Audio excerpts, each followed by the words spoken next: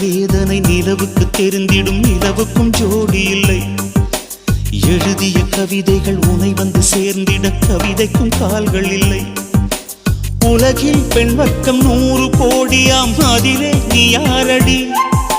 சருகாய் அன்பே நான் காத்திருக்கிறேன், எங்கே உன் காலடி?